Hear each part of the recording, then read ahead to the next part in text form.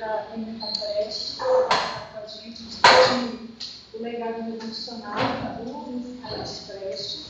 A professora Emita Leonardo Prestes é doutora em História Social pela Universidade Federal Fluminense, professora do Programa de Pós-Graduação de História Comparada da UFRJ. Nasceu em 27 de novembro de 36, numa prisão, né, da Alemanha nazista, filha de dois grandes revolucionários, Olga Benário e Luiz Carlos Prestes, e tem dedicado a professora tem dedicado toda a sua trajetória, né, para fazer esse resgate, essa visibilização, né, da história dos grandes revolucionários e das lutas populares e das lutas revolucionárias no Brasil. De imediato, professora, a gente já passa a palavra para você. Qualquer questão você pode, por favor, dar um toque, a gente vai se organizando por aqui, tá bem? Tá. Então pode começar? Vai mais gente ainda ou são só esses? Aqui a câmera não está pegando todo mundo aqui, mas espera aí. Tem um grupo mais do lado de cá, esse lado aqui. Bom. Tá bom, tudo bem. Só uma curiosidade, assim, de saber. São quantas pessoas, mais ou menos? Nós estamos agora presencialmente com 15 pessoas e online vai estar aparecendo mais gente. A gente vai estar acompanhando a projeção online daí, tá? Isso depois vai ficar no YouTube? Isso, vamos te mandar. Você me manda o link depois. Perfeito. Tá bom. Bom, boa tarde aí a todos, né? Um prazer aqui contatar com vocês, né? Agradeço muito o convite que me foi feito. Para mim sempre é uma grande satisfação poder dialogar aí com os companheiros do MST, né? Enfim, já tive, na década passada, tive muito contato com o MST, viajei a vários pontos do Brasil, então é sempre uma satisfação e eu acho que é muito importante esse trabalho, né, de educação que é feito dentro do MST, né, de formar quadros, inclusive em diversas profissões, né, preparados, né, enfim, para dar resposta aos problemas aí que temos no Brasil, em particular na questão da reforma agrária, terra, né, enfim, mas muitos outros problemas também. Então, eu acho que realmente é muito importante esse trabalho. Bom, dentro das minhas possibilidades, é uma satisfação contribuir com vocês, né? Hoje, como já foi anunciado anteriormente, o tema da minha palestra é o legado revolucionário de Luiz Carlos Prestes. Acho importante que o Prestes foi uma figura revolucionária, realmente, muito importante no Brasil e que é muito combatido pelos donos do poder, pelas classes dominantes do Brasil, porque a figura dele e a ação política dele durante a vida toda incomoda, né? Incomoda os poderosos, incomoda, né, os donos do poder. Então, ele sempre foi combatido, tanto através de calúnias, né, como de silenciamento. Hoje em dia ele é bastante silenciado, mas se a gente pega o trabalho aí de muitos historiadores intelectuais existentes, né, assim, uma malhação total de Prestes, uma deturpação, falsificação das posições dele. Agora, aí no final desse semestre, eu devo lançar um outro livro, justamente sobre a figura de Prestes na historiografia brasileira, que é profundamente falsificada, e é importante, não, ser conhecida.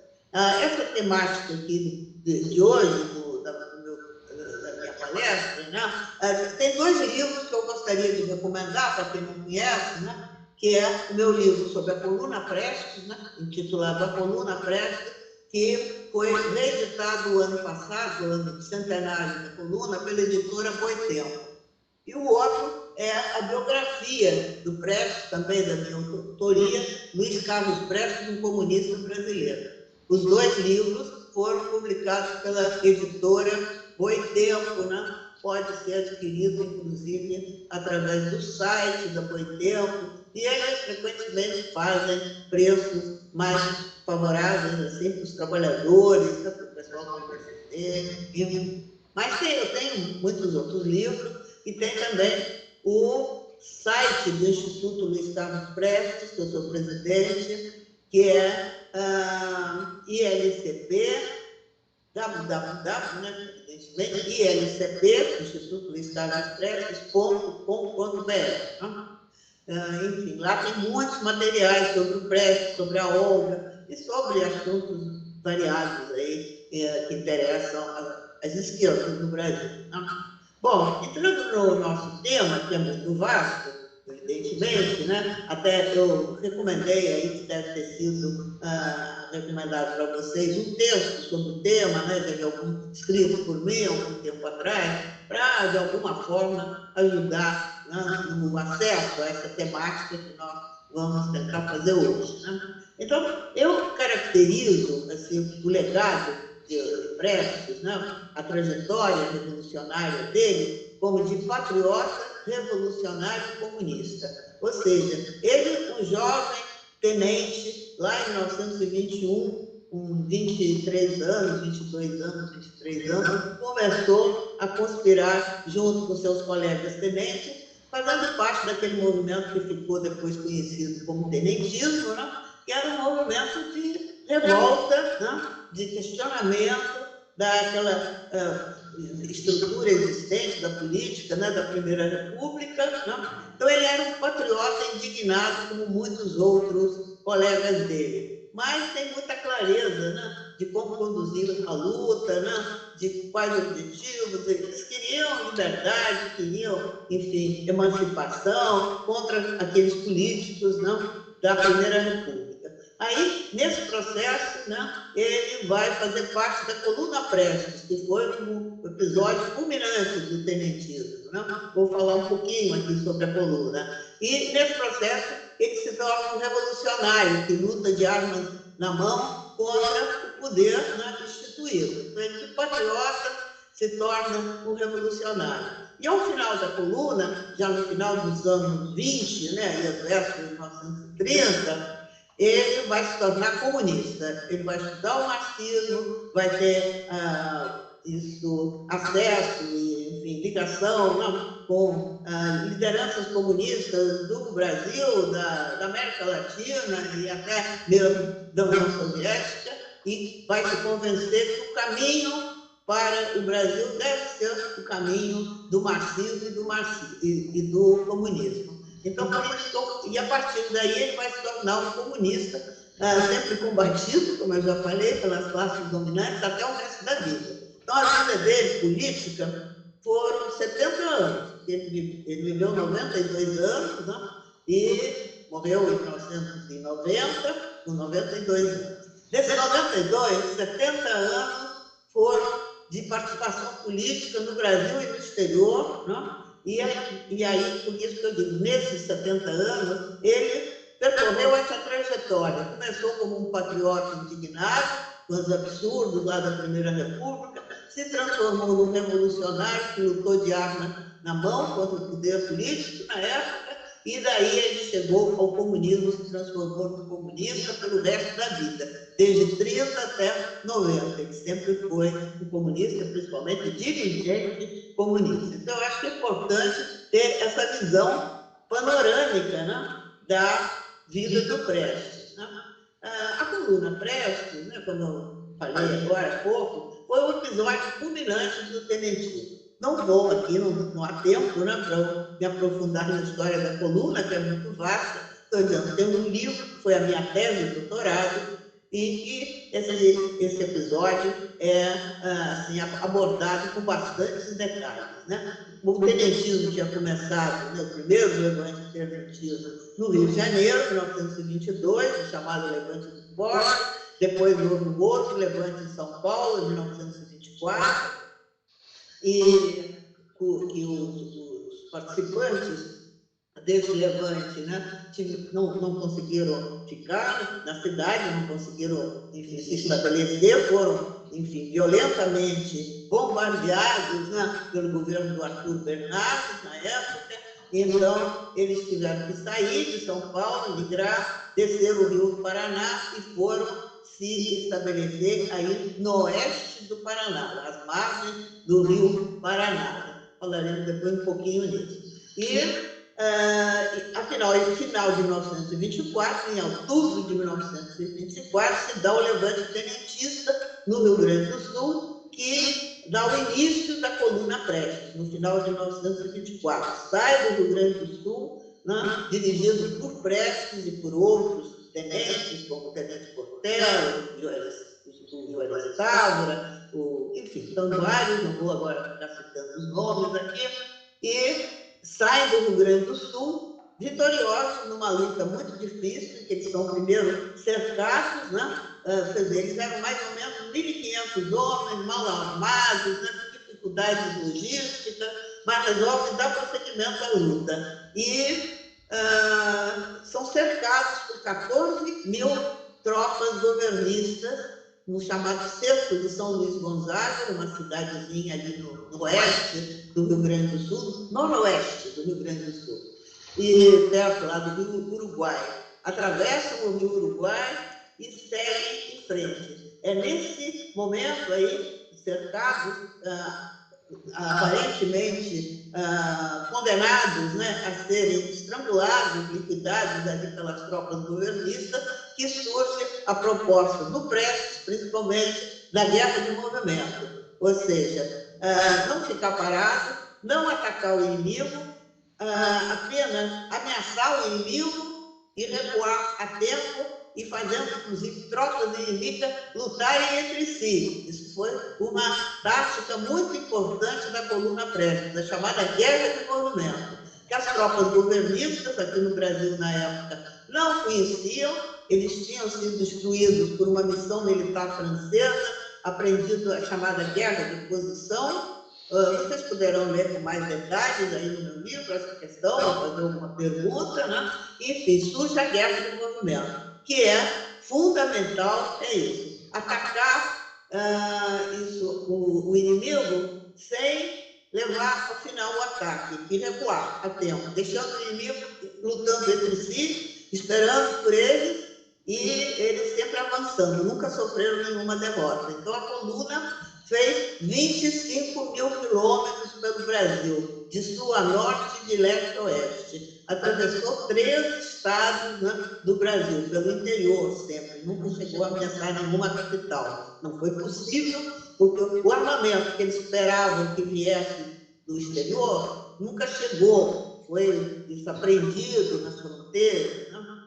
Mas eles não desistiram da luta. Então foram 53 combates que eles enfrentaram, nunca foram derrotados, tanto que a coluna não só passou a se chamar coluna Prestes, quer dizer, foi o nome que os próprios revolucionários deram, não foi o Prestes que pediu para ter o nome na coluna. E também setores populares, né? Quer dizer, a liderança do Prestes à frente das tropas era reconhecida, né? E por isso a coluna se transformou, passou a ser chamada de coluna Prestes ou coluna invicta, porque nunca sofreu nenhuma derrota. Então ela circulou pelo Brasil todo. A proposta do tenentismo e da coluna também, qual era? Era uma proposta liberal. Eles falavam em moralizar os costumes políticos. A principal demanda era o voto secreto, porque o voto na época era totalmente falsificado, né?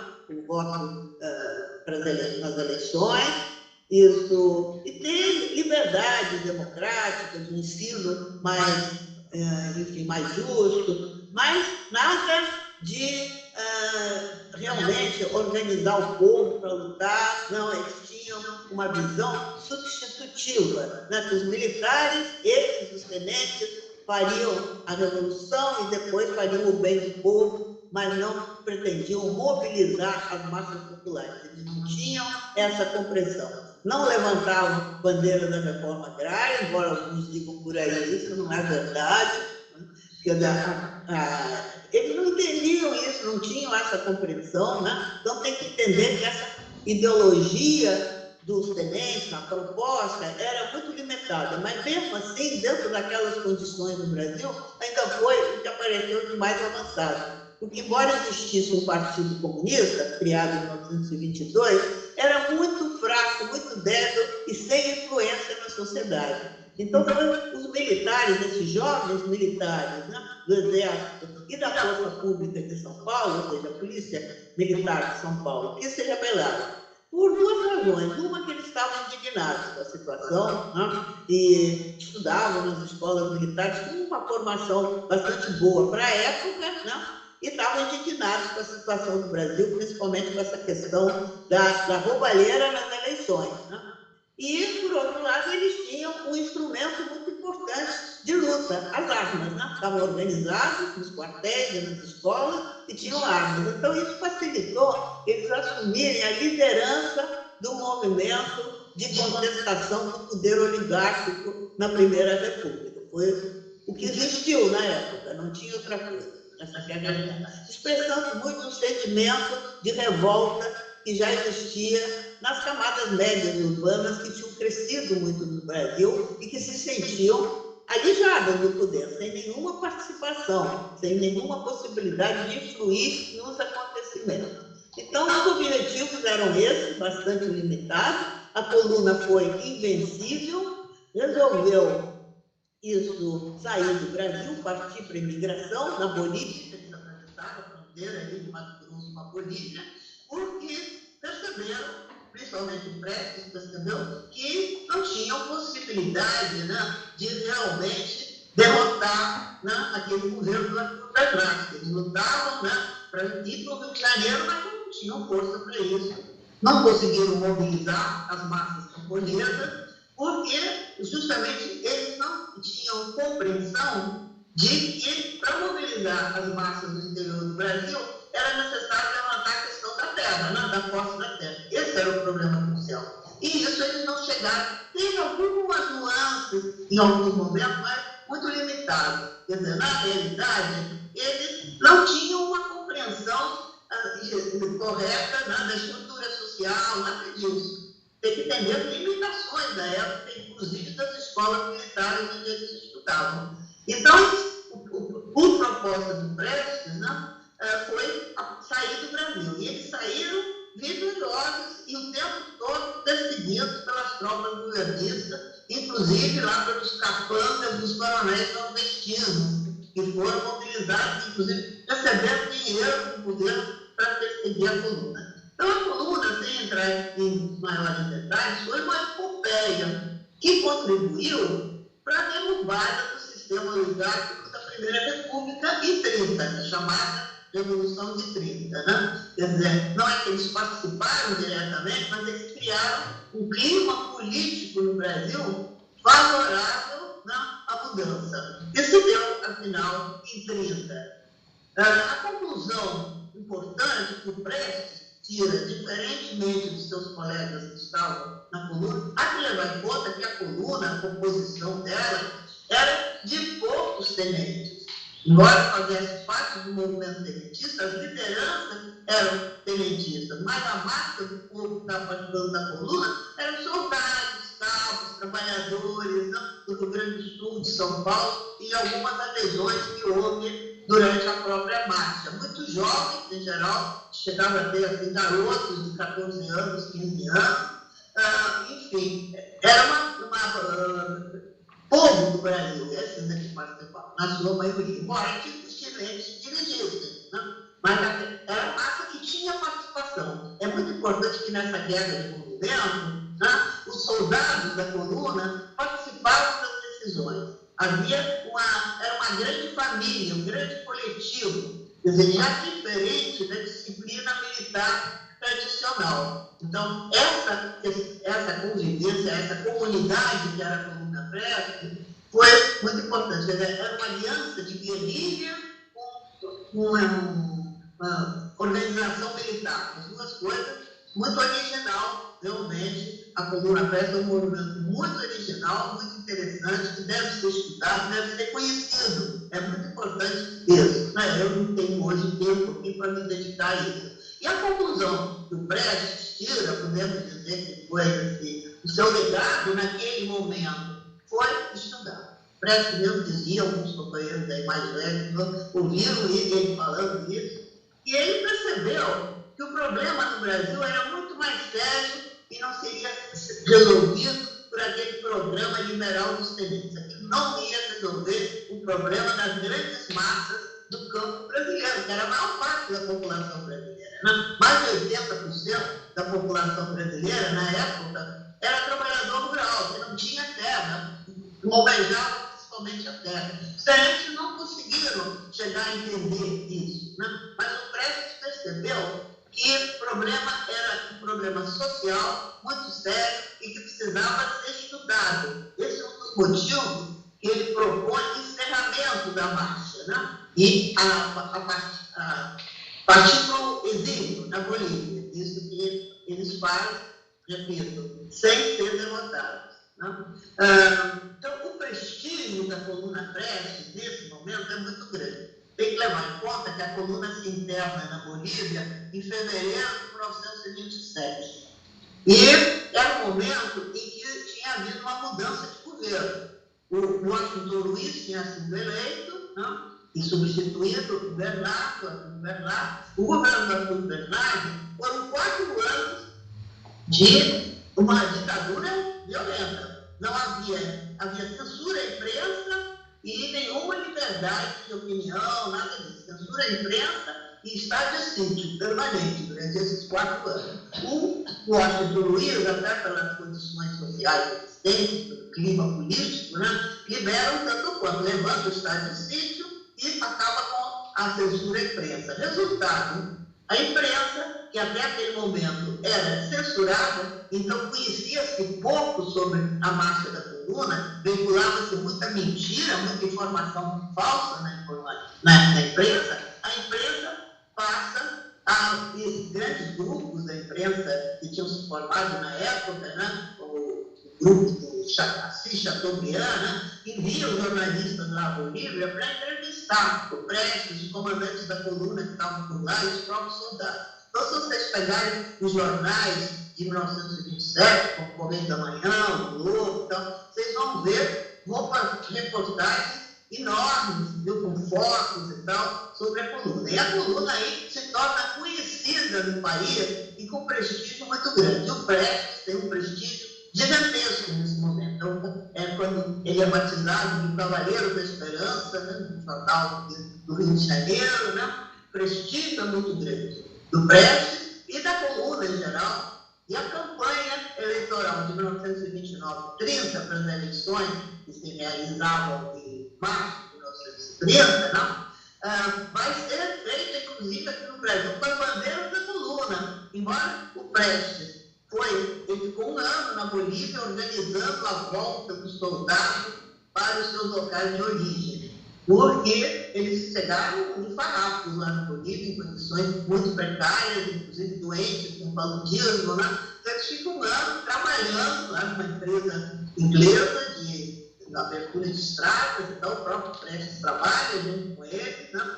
E com isso conseguem, né, dinheiro e tal, recursos para que os soldados pudessem voltar para o Brasil. Os comandantes não podiam, porque tinham processo na justiça contra eles, né, prisão. Se voltassem, seriam presos. Alguns voltaram clandestinamente. Então, em abril de 1928, já 1 ano depois do encerramento da coluna, o Prestes vai para Buenos Aires. Os soldados voltam para o Brasil e ele vai para Buenos Aires. E em Buenos Aires, já na Bolívia, em Gaia, porque não era na capital, era uma cidadezinha lá, quase na fronteira do Brasil. Gaia, se chamava o lugar. Lá o Prestes recebe os mesmos livros marxistas levados por alguns jornalistas e levados depois toda uma mala pelo Astrogildo Pereira, que era o secretário do Partido Comunista, secretário-geral, e vai à Bolívia para ter o primeiro contato assim, da direção do Partido Comunista, do PCB, na época se chamava, né, com o Prestes. Então, o Prestes, ainda na Bolívia, mas em condições muito precárias, começa a estudar o marxismo. E quando ele vai para Buenos Aires era uma grande capital, diferentemente do Brasil, inclusive do Rio de Janeiro, a capital da época, né? Isso tinha livrarias excelentes com livros de Marx. Aqui no Brasil era clandestino, se alguém fosse ler Marx era clandestinamente. Na Argentina, não, os livros eram vendidos, o Prestes consegue o Capital, ganhou o Capital de Marx, o livro de Lenin, né? E convence que a saída para os problemas no Brasil que ele procurava estava no marxismo e no comunismo. E, ao mesmo tempo, ele, em Buenos Aires, vai estabelecer contato com os comunistas, tanto no Brasil, que iam a Buenos Aires, como da América Latina, porque Buenos Aires era o centro do movimento comunista latino-americano. Então, realizava, inclusive, em 1929, realiza-se uma conferência importante do movimento comunista latino-americano. Né? E também tem um bureau da Internacional Comunista, né, que agrupava todos os partidos comunistas da época, né, em Buenos Aires,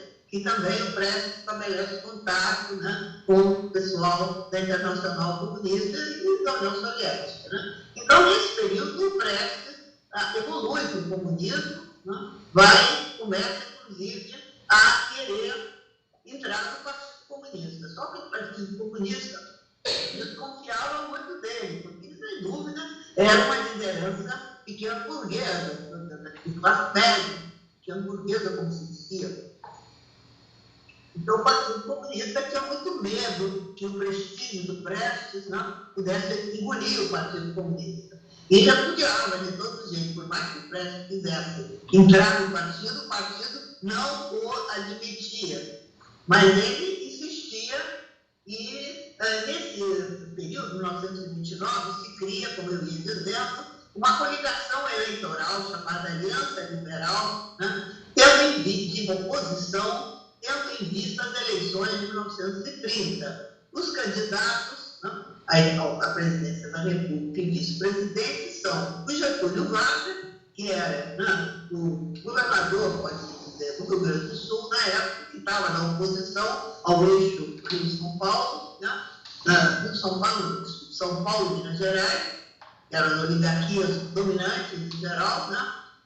E o vice era o João Pessoa, lá da Paraíba. Então, essa coligação eleitoral de oposição faz uma campanha eleitoral bastante intensa. E é interessante como eles usam, né? Quer dizer, são grupos oligárquicos. Quem que lidera essa aliança liberal? A oligarquia de Minas e do Rio Grande do Sul. E ainda puxaram a oligarquia lá da Paraíba, mas de menor importância, né? Porque o Washington Luiz tinha desprezado a oligarquia mineira, que seria a vez dela assumir a candidata de Júlio, e da oligarquia cafeeira paulista, esse Júlio Prestes. E afinal vai ser eleito, porque a oposição nunca ganhava eleição, sempre perdia, né? Então, nessa eleição que se realiza em março de 1930, o vitorioso proclamado é o Júlio Prestes. Mas a oposição tinha essa coligação eleitoral que participa ativamente, e aí é interessante a gente ver como aquelas oligarquias ditas dissidentes, ou seja, de oposição, principalmente a mineira e a do Rio Grande do Sul, né, vão usar o nome do Prestes e da coluna na campanha. Tem que levar em conta o que eram os meios de comunicação na época, né? Só existia jornal, não existia, mesmo o telefone era extremamente complicado falar no telefone. Então, o resultado é que o Prestes estava lá em Buenos Aires e mandava telegramas, né, aqui para os dirigentes tenentistas que se encontravam no Rio de Janeiro, dizendo que ele não apoiava a Aliança Liberal, que ele era contra, mas não adiantava, porque os tenentes estavam empolgados com Getúlio a fim de apoiar a candidatura de Getúlio Vargas. Então, não divulgavam as opiniões do Prestes, porque a gente sabia qual era a posição verdadeira do Prestes. Então, vocês veem que era a limitação dos meios de comunicação na época. Não é hoje que você propõe um zap e chega lá correndo. Era muito diferente, né? Não cair no anacronismo de esquecer as condições da época. Né? Então, o Prestes em Buenos Aires, né, vai isso cada vez mais aproximar os comunistas, do movimento comunista internacional, e condenar, né, essa oligarquia que procura se aproveitar do prestígio dele para se fortalecer. E vocês vejam, por pressão dos próprios colegas tenentes, ele vai 2 vezes a Porto Alegre se entrevistar com Getúlio Vargas, né, que é o candidato da oposição. Mas, e o Getúlio Vargas dizia que estava a fim de apoiar a revolução dos tenentes e tal, mas a verdade é que não mandava dinheiro que prometeu, não, ao Prestes para a conta lá no Uruguai, que o Prestes tinha aberto, e o dinheiro nunca chegava, então não dava para organizar essas forças. Quer dizer, na realidade, nem o Getúlio, nem as oligarquias queriam revolução alguma, queriam ganhar a eleição de 30 e usar o prestígio de Prestes para isso. Na medida que perderam, partiram para o movimento armado, né, o chamado movimento armado de 30, e que os tenentes tinham proclamado o Prestes o chefe militar da Revolução. Né? Mas o Prestes rompe e não aceita, e diferentemente do que muitas vezes gente afirma por aí, não foi Vargas que convidou o Prestes para liderar a Revolução de 30. Foram os tenentes que propuseram o nome dele. E ele rompeu e não aceitou. Então, isso vai acontecer em 30. Né? Quer dizer, em maio de 1930, o Prestes fazia um esforço muito grande naquele período, de 28 a início de 30, para convencer os seus colegas tenentes mais próximos, aqueles que tinham, inclusive, participado da liderança da coluna, a verdade do marxismo, né? As teses marxistas, a necessidade, né, de se aproximar do comunista. Mas ele não conseguiu isso, de jeito nenhum. Os tenentes, os líderes tenentistas eram contra, tinha uns 2 ou 3 de menor importância que realmente ficaram com Prestes, mas ele ficou sozinho nessa tentativa. Ele ficou sozinho, ainda fez uma reunião aí no início de maio de 1930, chamou essas lideranças tenentistas, Cordeiro de Faria, Florestan Távora, né, Miguel Costa, o pessoal lá Buenos Aires, para discutir com ele, tentar convencer, mas não adiantou, porque o pessoal estava empolgado com a candidatura do Getúlio e já tinha virado getulista e queriam participar de 30. Isso que eles queriam. Depois vão participar do movimento de 30. Né? Inclusive em posição subordinada. Porque na medida que o Prestes recusou ser o chefe militar da Revolução, quem é que o Getúlio e o Oswaldo Aranha, que era o secretário do interior dele, lá no governo do Rio Grande do Sul, vão chamar? Vão chamar o, então, tenente-coronel Góes Monteiro, que era um legalista, que inclusive tinha combatido os tenentes com arma na mão, para ser a liderança militar da chamada Revolução de 30. Então vocês veem que até as fotos, não? O trem que veio do Getúlio, está lá o Góes Monteiro, militar. A chamada Revolução de 30, que foi melhor dito, golpe, estava realmente, do ponto de vista militar, a liderança era um antigo governista, um combatente, inclusive, dos próprios tenentes. Por aí vocês veem o reacionarismo, né, dessas oligarquias ditas dissidentes. Era um problema de luta pelo poder entre as oligarquias. E o Prestes percebeu disso e disse: eu não vou participar disso aí. E rompeu, inclusive, com os companheiros tenentes que insistiam que ele participasse. Ele disse: não, eu não vou participar, porque ele percebeu que não havia um movimento popular organizado, o Partido Comunista não tinha força, não influenciava, para lhe dar sustentação se ele fosse para o poder. O poder estava lhe sendo oferecido na bandeja, dado o prestígio que ele tinha naquele momento. Era a maior liderança do Brasil, sem dúvida nenhuma. Pesquisas da época revelam isso. Mas ele rompe e não está a fim de cumprir esse papel. Ele dizia, inclusive, lá para o Siqueira Campos, que era muito amigo dele, muitos líderes, né, do movimento elitista, dizia: olha, se eu aceitar isso, eu vou ter que ficar inteiramente subordinado aos interesses dessas oligarquias. Eu não vou fazer isso. Não vou ter condições, não vou ter apoio, organização popular para bancar, né, uma outra proposta. Essa questão é muito discutida ainda hoje. Grande parte das pessoas, inclusive de esquerda, ainda argumentam hoje em dia que o Prestes devia ter aceito, então seria o rumo da Revolução de 30 teria sido um outro. Quer dizer, é uma ilusão de classe muito grande, gente. É não entender, não, qual é o peso do movimento popular na época não permitia isso. Quer dizer, o prédio ia ficar sozinho. É imaginar que uma pessoa, por mais prestígio que tenha, pode sozinha mudar o rumo dos acontecimentos. Quer dizer, o prestígio era desde que ele aceitasse, né, ser um peão a serviço dos interesses daquelas oligarquias dissidentes. Na hora que ele não aceitasse isso, ele ia ser defenestrado até morto. Né? Isso ele dizia que Siqueira Campos, que lamentavelmente morreu ao voltar de avião para o Brasil. Bom, então, em 30, o Prestes, depois dessa reunião com os seus colegas tenentes, ele lança um manifesto, chamado Manifesto de Maio de 30, um documento importante. Está publicado aí, eu reproduzo no livro sobre a coluna, né? E esse manifesto não era um manifesto comunista, inclusive o Prestes não se dizia ainda comunista, mas ele divulgava o programa do Partido Comunista, que era a Revolução Agrária e Anti-Imperialista. Essa era a essência, a palavra de ordem principal do manifesto dele. Então, por isso, ficou na cara que ele, na realidade, tinha se tornado comunista. Isso foi um escândalo no Brasil, na época, na imprensa. Ele foi violentamente repudiado pelos tenentes, pela oligarquia dissidentes, na época, que foram para o poder em 30, quer dizer, o movimento de 30, né? E pensavam contar com o apoio e a participação do preso. Na hora que ele rompeu com isso, realmente ele se tornou um inimigo. Né?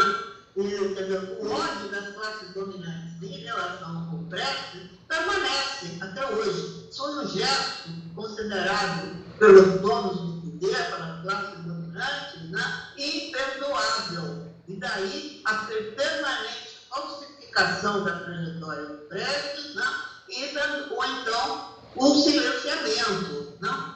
E é aí que se inicia essa última etapa que eu falava do Prestes se tornar comunista. Né? Quer dizer, então, a trajetória dele começou como um patriota indignado, se transformou num revolucionário que lutou de arma na mão contra o poder oligárquico da Primeira República, e daí se convenceu que a solução era o comunismo, a revolução, uma chapa de comunismo. E, a partir de 30, ele se torna comunista, né?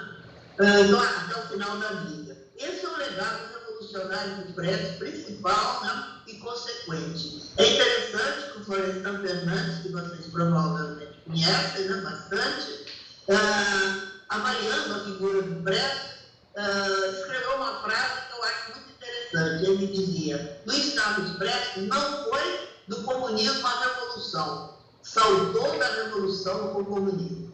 Ou seja, a trajetória em geral das pessoas adere às ideias de esquerda, comunismo, etc., e a partir daí vão se tornar revolucionários. No caso do Prestes, quando o Prestes chegou ao comunismo, ele já era um revolucionário formado, que tinha lutado de armas na mão contra o poder estabelecido. E o Florestan Fernandes percebeu isso, e essa frase dele, por isso eu acho que é muito clara, muito evidente, dizia muito, né? Bom, a partir daí, houve vários momentos importantes na vida do Prestes, né? Não dá para me deter assim, em nenhum deles. Né? Ele, em 30, por exemplo, fica sozinho, mas ele não se arrepende de ficar sozinho, porque ele não podia participar daquele tipo de mudança que houve no Brasil. Ele fica contra, fica claramente. Então, uma situação extremamente difícil, mas na época, 30, estamos em plena crise do capitalismo mundial. Ele fica desempregado, uma situação extremamente difícil, é expulso da Argentina, é preso, expulso da Argentina, vai para o Uruguai, né? E aí, em contato com a Internacional Comunista, ele é convidado, né, para ir para a União Soviética trabalhar como engenheiro. Ele era engenheiro militar, né? Trabalhar como engenheiro e colaborar com a construção do socialismo, porque grande parte dos engenheiros russos tinham ido embora, tinham se mandado, não estavam lá, isso sabotando, né? A sabotagem ia solta. Então, era muito importante contratar engenheiros estrangeiros estrangeiros para colaborar na construção do socialismo. E o Prestes vai com esse objetivo.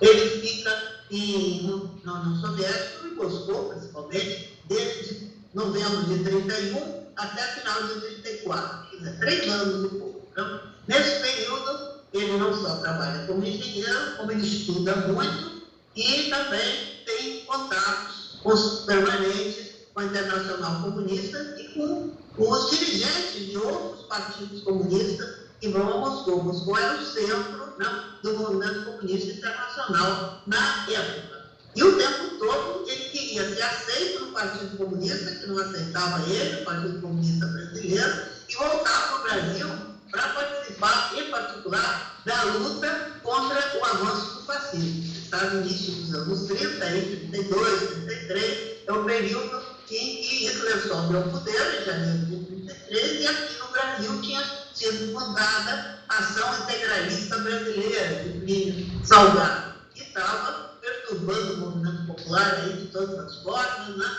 Também não vou entrar em detalhes, então Prestes queria muito voltar para participar. Afinal, no final de 34, aí em setembro, mais ou menos, de 34, o Partido Comunista, por pressão da Internacional, o PCB aceita o Prestes. Uma vontade, mas é obrigado a aceitar. Os partidos comunistas, em geral, né, seguiam a orientação da Internacional Comunista. E, ao mesmo tempo, o Prestes resolve voltar. E então ele volta, né, aí na virada do ano. Os camaradas lá soviéticos estão muito preocupados com a segurança dele, porque Getúlio aqui tinha decretado a prisão preventiva dele, que decretado que ele tinha passado a ser desertor do Exército, que era um absurdo, porque ele tinha pedido demissão 2 vezes do Exército e tinha sido demitido já. Mas, como Getúlio queria, se ele voltasse, prendê-lo, então decretou que ele era desertor do Exército, e isso ele tinha prisão preventiva decretada. Se ele voltasse legalmente, ele seria preso. Então ele tinha que voltar clandestino. E então era a tarefa a Olga Benário, comunista alemã, experiência no trabalho clandestino, para acompanhá-lo ao Brasil e cuidar da segurança dele. Ela não veio fazer revolução no Brasil, até que ela não conhecia o Brasil, não passou a conhecer naquele momento. Ela veio acompanhar o Prestes para garantir a segurança dele. Foi essa a tarefa dela. Bom, vocês conhecem a história, né? Que eles acabaram casando, chegaram no Brasil já casados, embora o casamento fosse no início um casamento fictício, né? Por questões de legalidade, né? Na viagem, durante a viagem. Vocês devem ter visto o filme, Olga, com certeza, né? Devem conhecer a história, talvez tenham lido o livro do Fernando Moraes, que é bem melhor, né? E que o filme. Então ele regressa e participa da Aliança Nacional Libertadora, que é criada uma ampla frente popular na época. Quando ela foi criada, o Prestes ainda nem tinha chegado, o Prestes vai chegar em abril de 35. A aliança é criada oficialmente em março de 30, e no lançamento público da aliança, que era uma frente muito ampla, que congregava muitos militares, jovens, né? Mas também operários, lideranças sindicais, mulheres, estudantes, enfim, era um movimento muito amplo que chegou a atingir umas 500 mil pessoas no Brasil. Era bastante na época, né? Com comitês da Aliança Nacional Libertadora por todo o Brasil. Então era um trabalho pela democracia, quer dizer, as palavras de ordem da aliança era democracia, antifascismo, isso, contra o imperialismo e pela reforma agrária. Essas eram as principais demandas da aliança. E justamente por isso, porque ela estava congregando muita gente, em julho de 35 é fechada pelo governo do Getúlio Vargas. E a partir daí se radicaliza o movimento. Os comunistas, nesse período, cometem um erro muito sério, que é considerar que existia no Brasil uma situação revolucionária que permitiria, né, derrubar o governo de Getúlio e formar um governo que na época era chamado Governo Nacional Popular Revolucionário, com Prestes à frente, ainda assim dizer. Quer dizer, o prestígio do Prestes naquele momento renasce com muita força.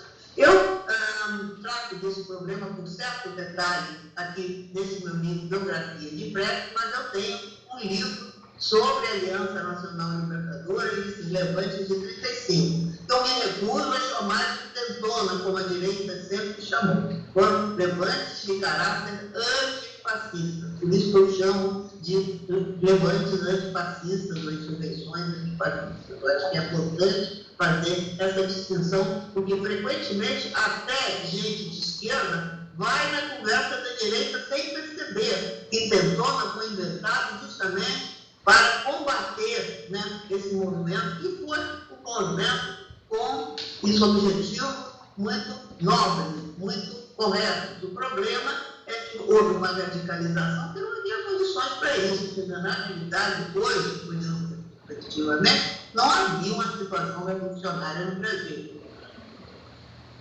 que permitisse uma mobilização popular, nem o Partido Comunista tinha força para isso, não havia condições, né, para se tomar o poder naquele momento. O erro foi isso. Sinal, o Prestes fez autocrítica em vários momentos, né, e no livro daí tem citações das posições do Prestes, né, tem documentos a respeito, né, e foi errado. O mais correto seria continuar lutando contra, né, o fascismo sem partir para preparação de insurreição.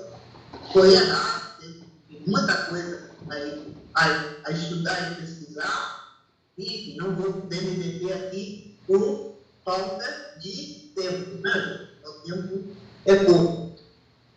Então, em 1945, o Prestes fica 9 anos preso, com vários dirigentes desse movimento ficam presos, né? As prisões ficam cheias no Brasil, a repressão é muito grande nesses anos.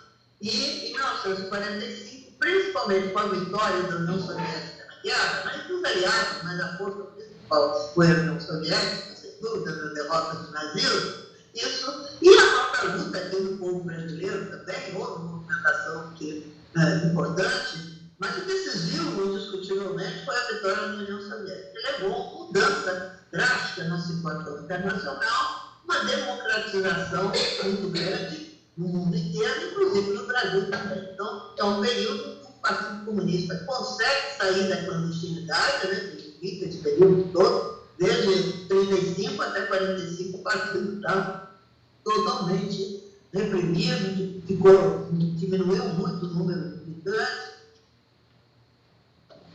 Em 45, o partido cresce muito, tem uma vitória eleitoral importante, elege parlamentares pelo Brasil todo, e na capital da República, no Rio de Janeiro, na Assembleia Nacional Constituinte, tem uma bancada de 15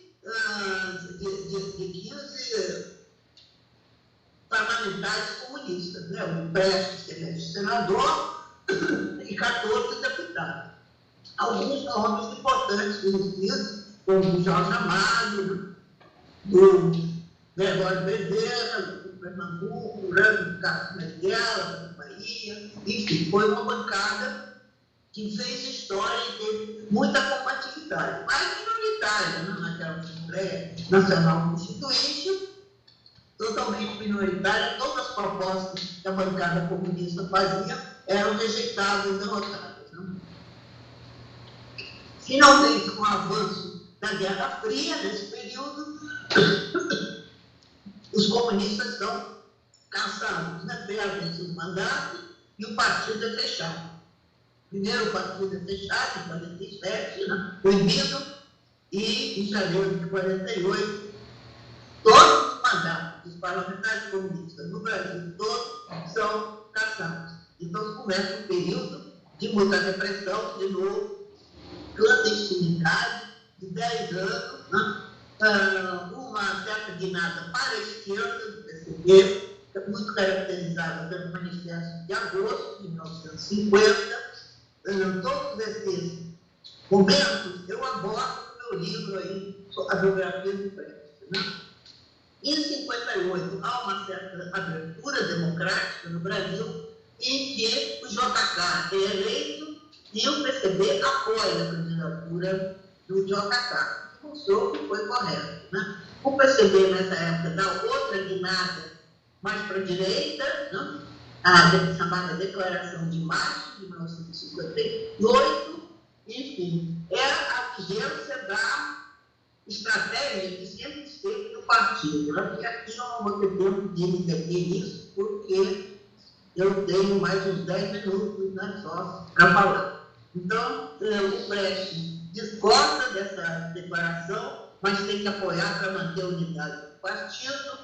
Também isso destrinche com bastante detalhe isso nos meus livros, e nesse livro, na biografia do Prestes, em particular, naquele documento que eu distribuí aí, pedi que distribuísse para vocês com antecedência. Eu abordo essa questão, né, das posições do Prestes e da luta que o Prestes vai travar, uma luta ideológica dentro da direção do PCB, nesse período, a partir de 58, principalmente desde 1960, quando se realiza o 5º Congresso do Partido, e mais ainda a partir do 7º Congresso do Partido, que se realiza em 1967, na clandestinidade, quando o partido está sendo um perigo muito grande de se esfacelar. É um momento que surgem vários grupos armados, não?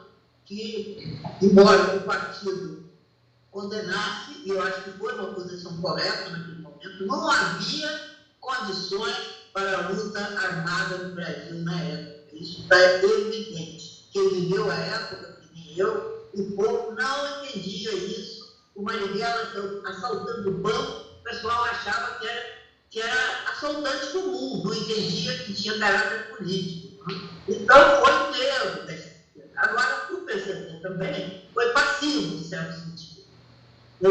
Teve desvio mais para a direita nesse momento. O Prestes combatia. Então, a situação do Prestes era muito difícil. E, por um lado, ele tinha que se aliar com a direita para combater a esquerda dentro do partido, que era o perigo maior, podia levar ao esfacelamento total do partido. E, naquele momento, o Prestes queria ver se conseguia preservar a unidade do partido. Então, para isso, teve que fazer algumas concessões à direita. Naquele documento que eu pedi que vocês lerem, eu abordo, né, essas questões. Então, era uma situação complicada, a repressão era muito grande, o perigo de a direção toda ser presa, como uma boa parte da empresa foi presa, né? A partir aí dos anos 70, né, as prisões se acentuaram. Então, há uma decisão do Comitê Central que o Prestes devia deixar o país. Ele vai para Moscou, em 1971, e lá em Moscou há um grupo de camaradas que estão estudando na Escola Internacional do Partido, inclusive eu estava lá também, mas havia era um grupo. E o Prestes está lá também. A gente estuda coletivamente muito, né, as mudanças que estavam havendo no Brasil. E essa estratégia, né, de uma revolução de duas etapas, né, que era o que melhorava dentro da fundação do partido, é muito discutida, inclusive porque é um momento em que no Brasil nós temos vários pesquisadores importantes publicando obras importantes. O mais importante, acho eu, o Florestan Fernandes, né, com a sua Revolução Brasileira e outros trabalhos. Mas também Otávio Liane, o próprio Fernando Henrique Cardoso, uma das obras dele, né? Enfim, tem vários, o Chico de Oliveira, esses livros todos, essas obras, eram discutidas lá em Moscou, inclusive com a participação do Prestes, e chegou-se à conclusão que era necessário mudar essa estratégia, que aquela estratégia de fazer a revolução em duas etapas não tinha sentido, era necessário avançar, né, e entender uma estratégia de caráter socialista, embora não fosse o socialismo de imediato, né? Toda uma preocupação, o Prestes tinha nesse momento, uma preocupação muito acentuada, com uma questão que já tinha sido levantada por Lenin e depois por Jorge de Mito, um dirigente importante da Internacional Comunista. Ou seja, a questão da transição, como transitar do capitalismo para o socialismo. Quer dizer, a tomada do poder, uma revolução que toma o poder, não significa que no dia seguinte vai ter socialismo. Existe, o próprio Lenin dizia isso, né? Nós conquistamos o poder. Isso lá na União Soviética, 1921, por aí. O Lenin dizia, temos o poder, mas estamos começando a construir o socialismo. Então, é um processo complicado que tem que encontrar o caminho, a forma de transição para o socialismo. Ou seja, em Cuba, e aí isso tudo é muito, cada caso é um caso, não tem uma receita para tudo. Na União Soviética foi de um jeito, em Cuba foi diferente, na China foi diferente, né? E na Venezuela está sendo diferente, e no Brasil terá que ser diferente também. Nós, brasileiros, é que temos que encontrar esse caminho, dessa transição. Mas o caráter da revolução tem que ser socialista. E nesse período se apresentam duas questões principais de Prestes com o Comitê Central. O Comitê Central também é obrigado a emigrar, o que sobrou da repressão, né? E se reorganiza na Europa e principalmente em Moscou, né? Então, Moscou, camarada soviético, criavam todas as condições materiais, né, para se reunir, para participar. E duas questões principais vão aflorar na divergência cada vez mais séria entre o Prestes e o Comitê Central. Uma é essa estratégia, que se chamava Nacional e Democrática, que significava isso, a revolução em duas etapas. Uma primeira etapa para eliminar a dominação imperialista e o poderio dos latifundiários, né, fazer a reforma agrária. E uma segunda etapa que seria socialista. Quer dizer, essa concepção presidiu toda a orientação política do PCB. Desde a sua fundação, estava provado que estava errada, né? Tinha que ser mudada. Não havia, inclusive, mais condição para manter esse tipo de coisa. E o Comitê Central não existia, não queria de maneira nenhuma, né, entender isso. A segunda questão era a questão democrática. Então, a volta ao Brasil, quando se coloca a questão da volta ao Brasil com a anistia em 1979, para o Prestes está claro que não há mais condições dele conviver com o Comitê Central, aceitar que o Comitê Central não queria mudar, não adiantava mais discutir com o Comitê Central. Então, ainda há de parte do Prestes e do pequeno grupo dentro do Comitê Central que estava alinhado, Prestes, que era minoritário, né? Ainda há ilusão na possibilidade de realizar um congresso, que era o 7º Congresso, democrático no Brasil, dentro do PCB, né? Mas o controle do partido pelo grupo majoritário não dava condições para isso. Então, a impossibilidade para o Prestes de continuar criando com o Comitê Central. Inexistência também de uma militância preparada para a Revolução Socialista, que levava a que não houvesse uma massa do partido que permitisse criar outro partido. Não só fazer um congresso democrático, realmente, com outras posições, como também criar outro partido. Então, há uma frase, inclusive, interessante do Prestes, numa entrevista que ele dá em 1981, em que ele dizia, é impossível construir um partido efetivamente revolucionário capaz de enraizar-se na classe operária se baseia numa falsa concepção da revolução.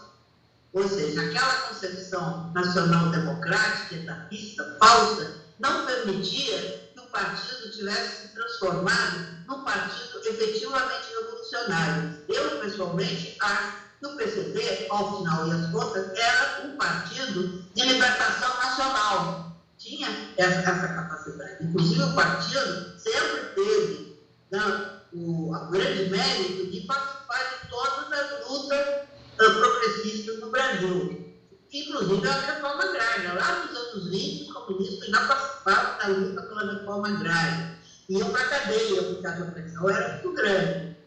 Mas outras palavras de ordem avançadas, sempre participou por eleições que não fossem fraudadas, pela Petrobras, a luta pela Petrobras, os comunistas tiveram uma participação muito importante, pelos direitos dos trabalhadores, os comunistas sempre estiveram à frente de todas essas lutas. Agora, a visão estratégica é que era falsa, não correspondia. Não era falsa porque se quisesse fazê-la falsa. O problema era pobreza isso intelectual no Brasil, ou seja, conhecimento muito precário, tanto do marxismo como da história do Brasil.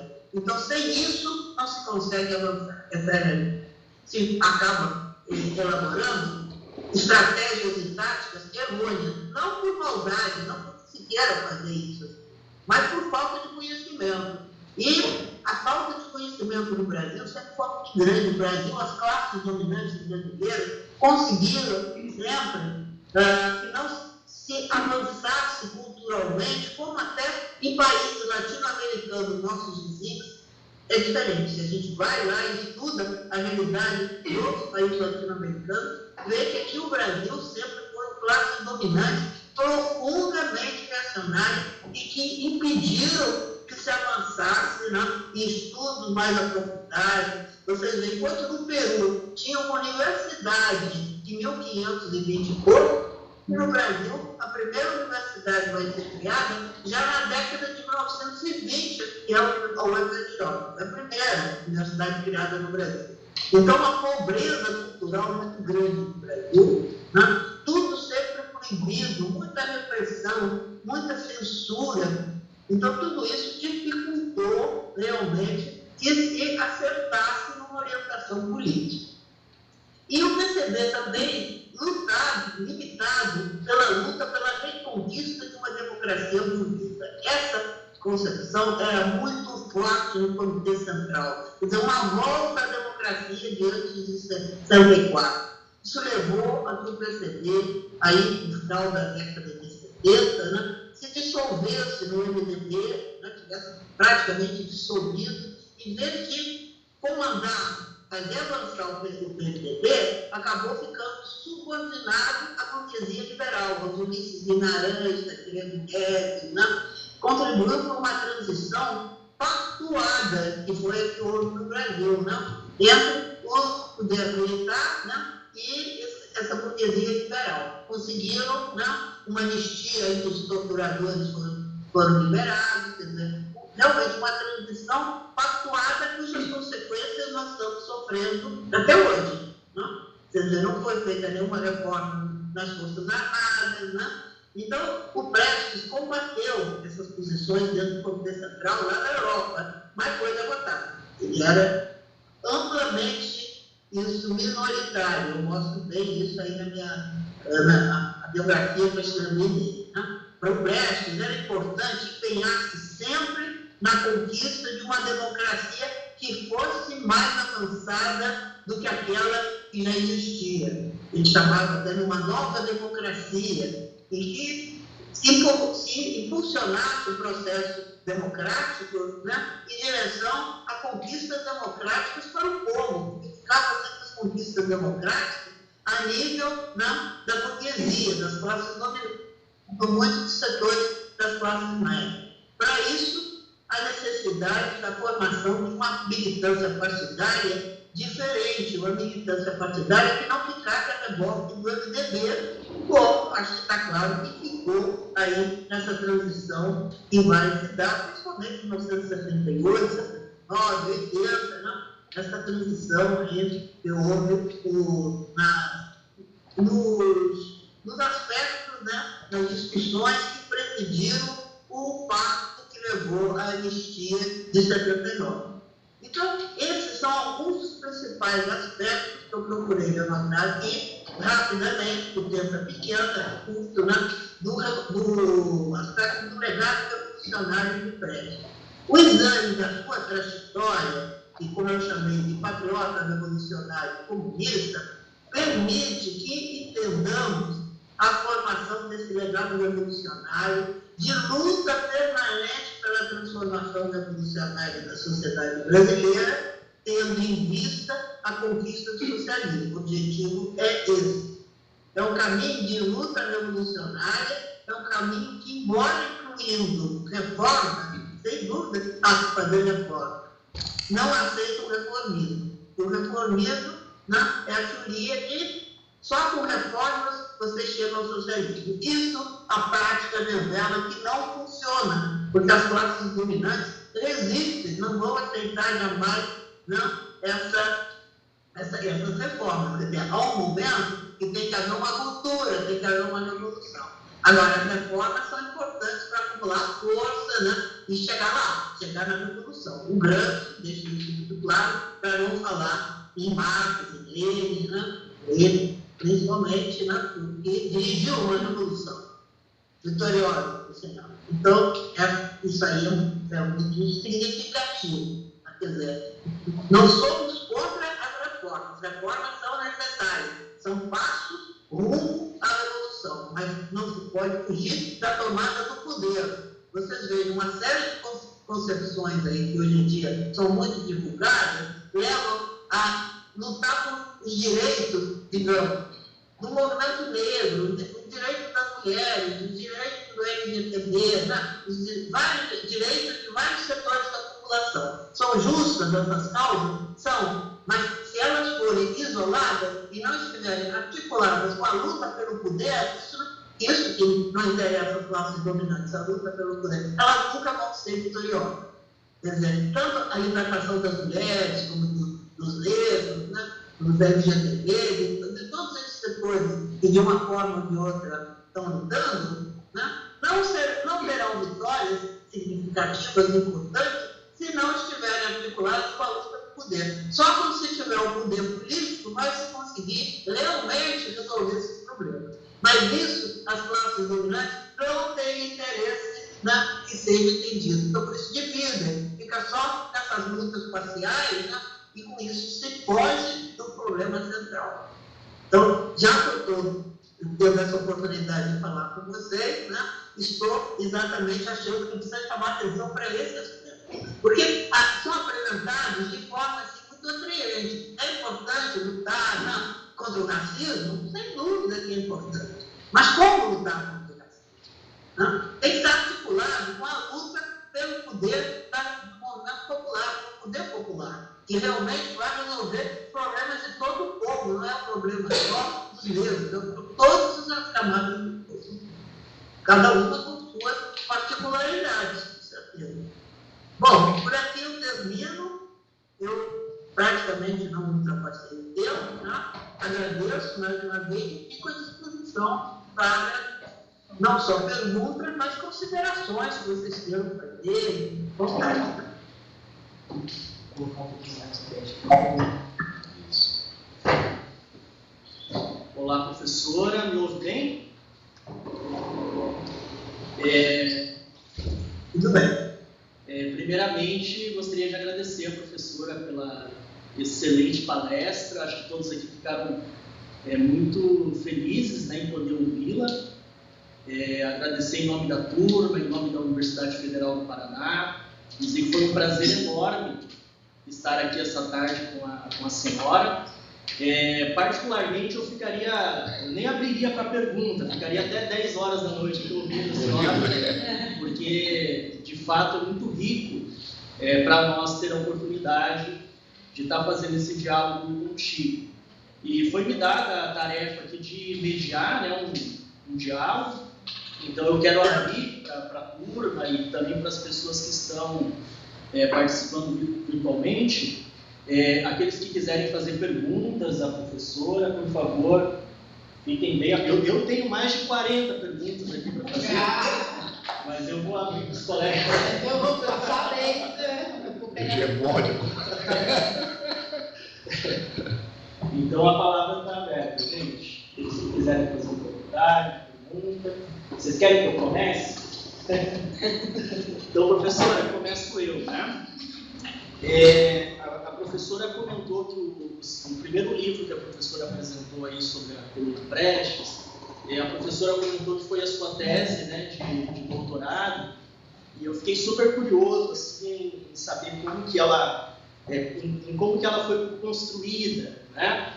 Obviamente, né, a partir de muitos diálogos com o próprio Prestes, né? Mas eu queria saber, assim, além desse contato, né, com o Prestes, quais foram as outras fontes, que a professora trabalhou, se a professora se debruçou sobre fontes da imprensa, sobre periódicos, manifestos. Então, eu gostaria de saber um pouquinho mais assim, como foi trabalhar com essa documentação histórica, principalmente relacionada à coluna Prestes, né? Porque depois, já na década de 50, 60, provavelmente a professora já tinha um contato maior, né, com o próprio Prestes, mas como foi resgatar essa história da década de 20, da década de 30? Então, eu gostaria de ouvir um pouquinho sobre isso. E antes de passar para a professora responder, eu gostaria de saber se alguém tem mais alguma questão.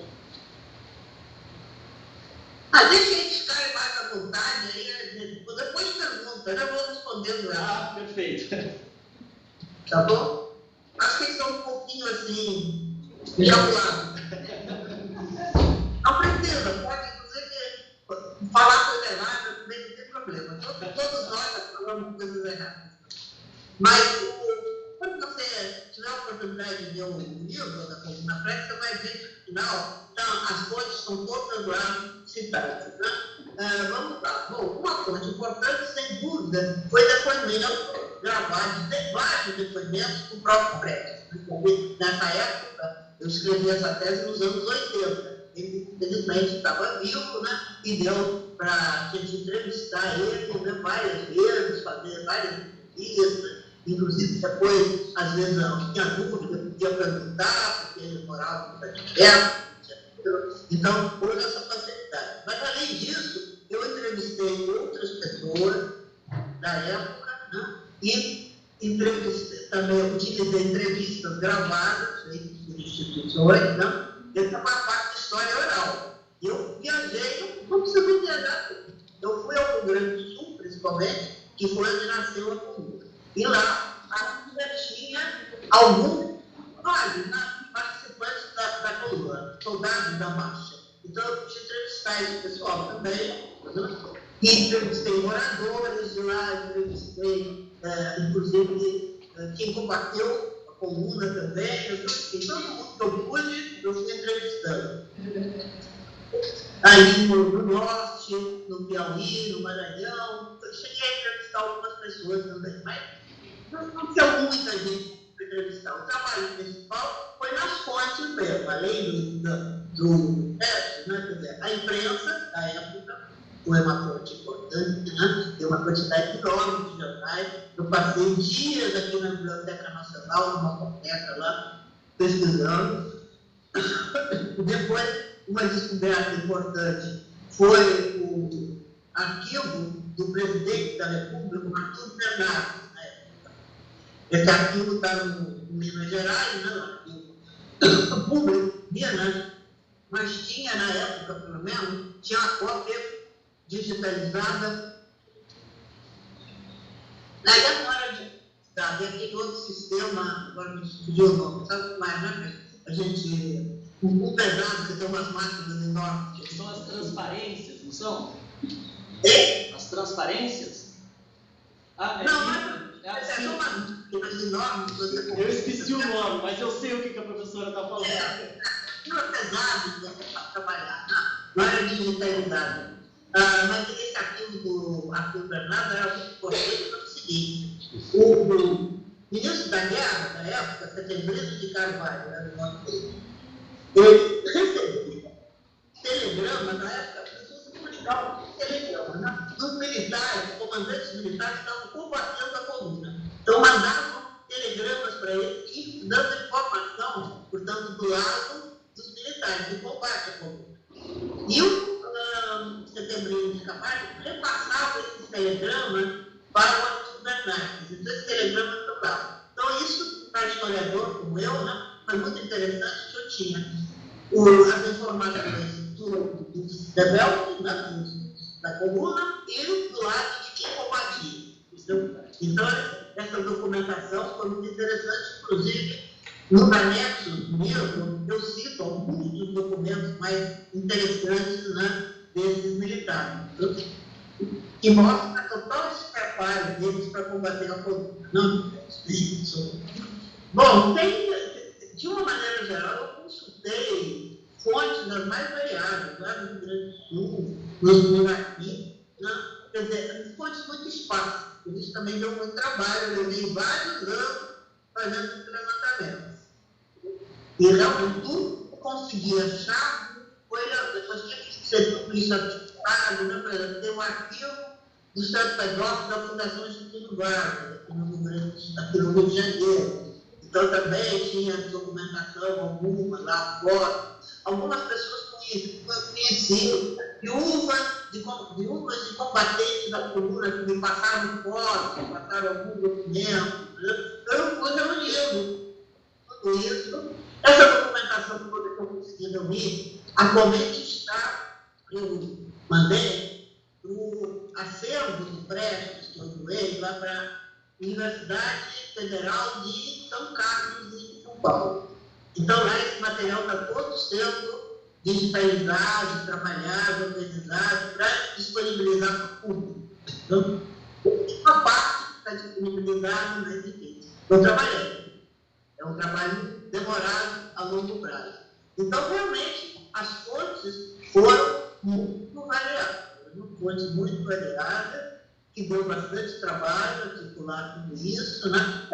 No Rio Grande do Sul, eu passei um mês lá, acho que foi em 87, lá no noroeste do Rio Grande do Sul, viajando por várias localidades, né?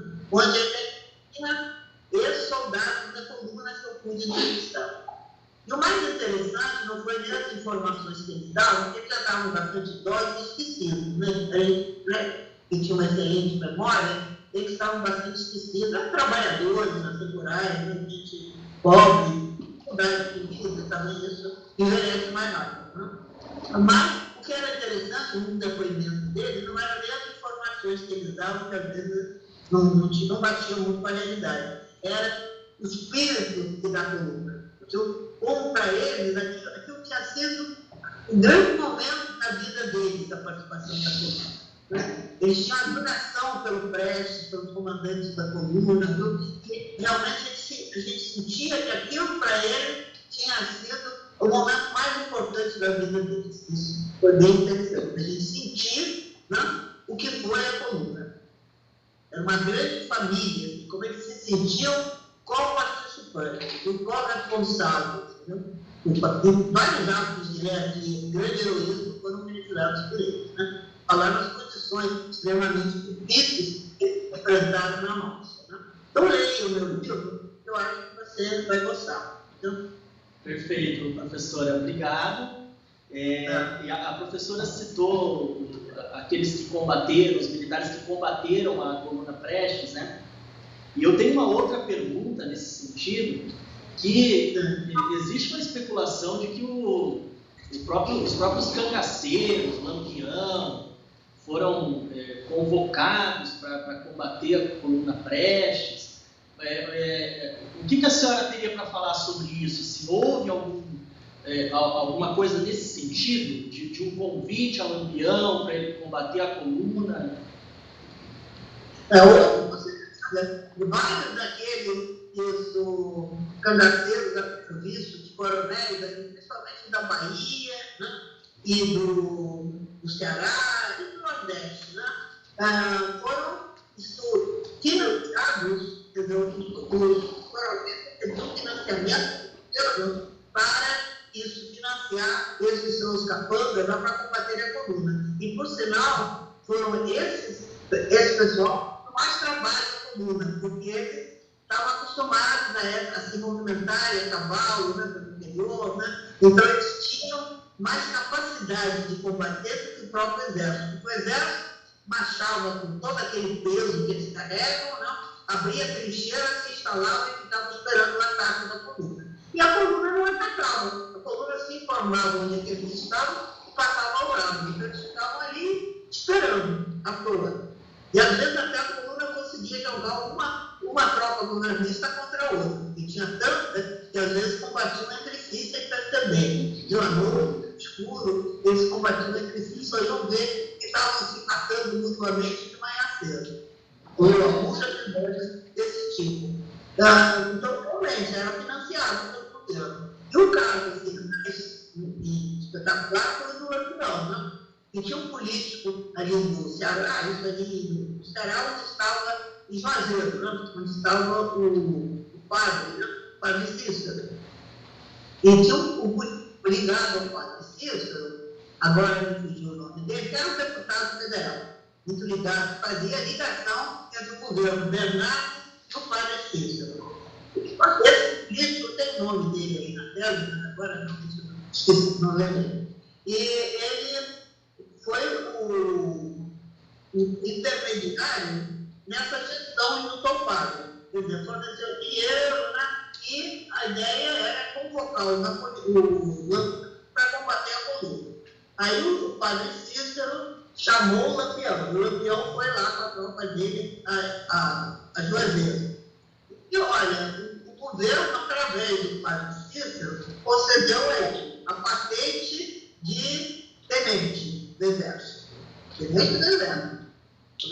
Deu dinheiro, deu fardamento, deu armamento e ele se comprometeu a combater a coluna. Só que ele não combateu a coluna. E foi muito ele não combateu a coluna. É interessante.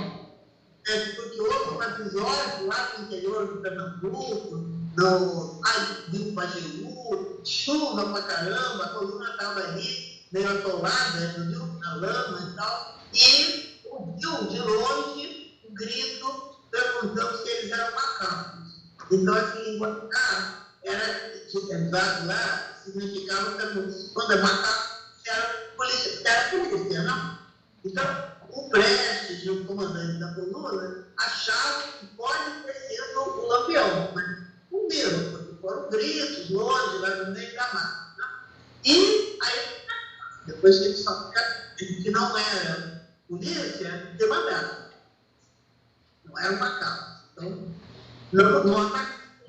Então, não houve o Lampião. O Lampião não houve ataque. Para onde de isso,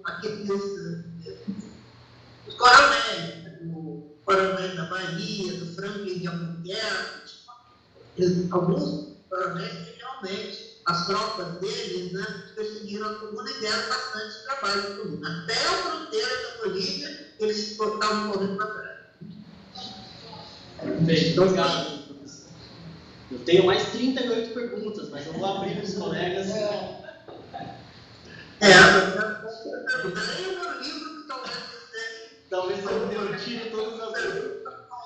Vamos responder. O microfone está aqui.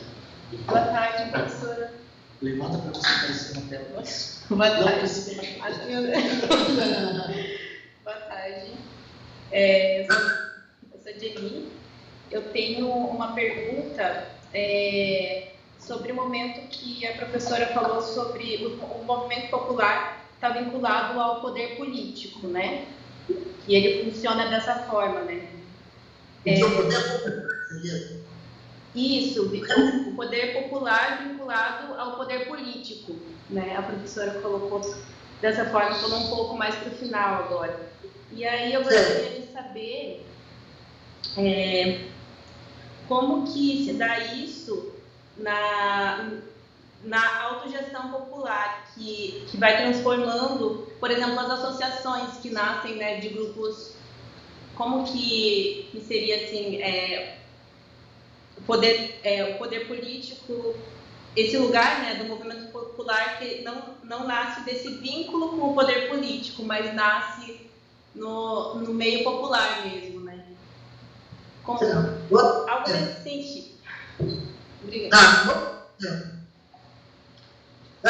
Não, aí eu não confundi as coisas. Né? Então, o poder popular, e qualquer regime, né, tem um poder. Hoje em dia, aqui no Brasil, o poder político é capitalista, não? É capitalista. Quer dizer, o poder são instituições, quer dizer, o poder hoje político no Brasil é constituído por os chamados três poderes, não? Congresso Nacional, Poder Executivo e Poder Judiciário, né? Quer dizer, é um grupo de pessoas, né, escolhidas e que defendem os interesses da classe dominante, ou seja, o capitalismo, né? É isso.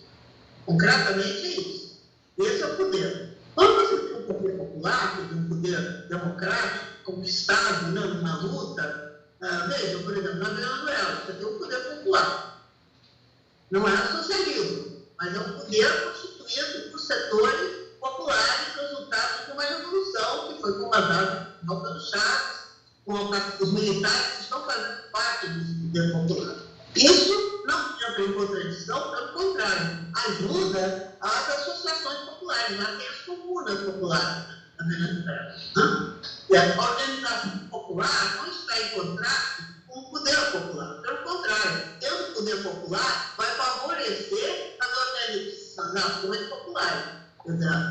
Justamente o poder popular, para ele conseguir subsistir, perdurar, ele vai precisar se apoiar em organizações populares. Pode ter o nome que tiverem, né? Mas de vários tipos, né? Pode haver organizações populares. Então, isso é, na União Soviética foi muito soviética na época. Não teria sido possível a conquista do poder político na Rússia se não tivesse os soviéticos. E depois, na hora que o M dos bolcheviques conquistaram a maioria dos soviéticos, era assim, os soviéticos, operários, camponeses e soldados. Ou, né, e a parte dos soviéticos. Na hora que os bolcheviques conseguiram ter a maioria política nos soviéticos, aí conquistaram o poder.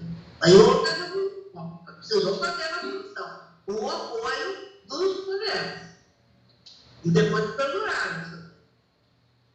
Então, uma coisa não tem contradição com a outra. Ao contrário, uma coisa casa com a outra.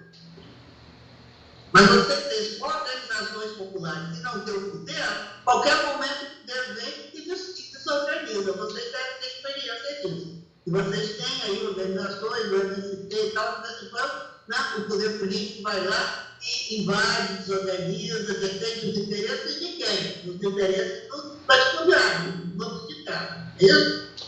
Isso que acontece. O poder político atual defende os interesses capitalistas do dono da terra e entra em conflito com os interesses daquelas organizações que nem o MST, né, que organiza setores populares, né, para, enfim, defender seus interesses, cultivar a terra de acordo com a perspectiva que eles têm.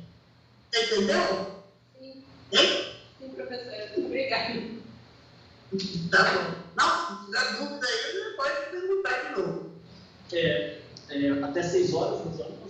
Você acha que dá tempo de umas 2 ou 3 perguntas ainda, professora? Tudo bem, eu estou à disposição. Oi, professora, tudo bem? Oi, Marina. A minha pergunta, ela também vem no lugar de pedido de ajuda, que é assim, com base na sua experiência, né, como militante do Partido PCB, queria que a senhora falasse um pouquinho qual que você percebeu a metodologia mais eficaz para organizar os grupos de bases e os coletivos territoriais no início do movimento. Porque, não sei, eu sinto que hoje em dia a gente tem uma dificuldade muito grande de organizar, né, os coletivos, de organizar os grupos de base e manter, né, eles ativos e atuantes, né? E aí eu queria, né, que você falasse um pouquinho como foi para você essa experiência. Certo. Aí, atualmente, realmente, a situação está muito complicada, porque as esquerdas no Brasil, né, as chamadas esquerdas, abandonaram muito esse trabalho de base, né? Tirando o MST, praticamente quase não há nada, né?